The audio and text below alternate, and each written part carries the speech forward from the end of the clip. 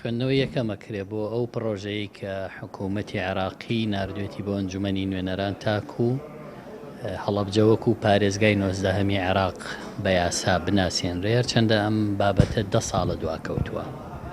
بەداخەوە ناکۆکیەکانی نێوان هەرێم و بەغداوە کەم تەرخەمی هەرێم هۆکار بوو بۆ ئەم پرسە بەو جۆرە دوا بکەوێ.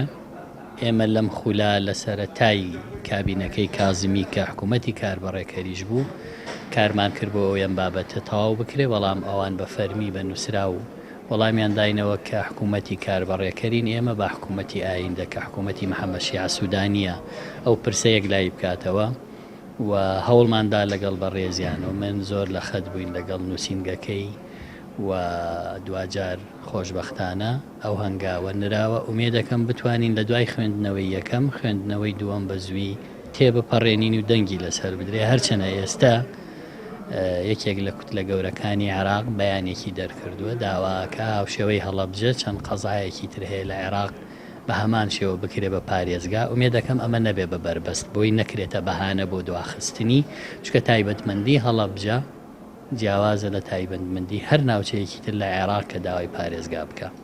وەکو باس کرد ینی ڕۆڵی فراکسیۆنی کۆمەڵ هەم لە ئەم خولە و لە خولەکانی پێشوو ڕۆڵیان هەبووە لەوەی کە ئەم مەسەلێ بچێتە پێشەوە ئەوەی کە گەیشتووە بە ئێستا.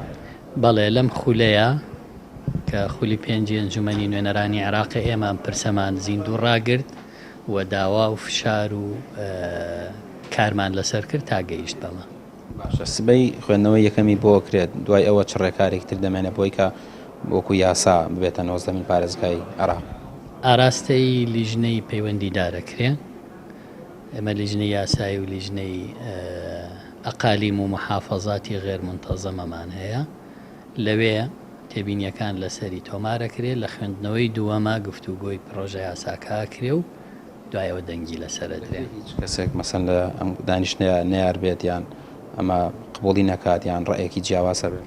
تەنها ئەوەندە هەیە دەیانەوێ بە پارێزگابوونی هەڵەبجە کۆمەڵێک قەزای تر لە عێراقا هەیە بیئاڵێنن بەوە بڵێن هەمووی بە یەکەوە بکرێ. ومێ دەکەمەوە نەبێتە بەربەست.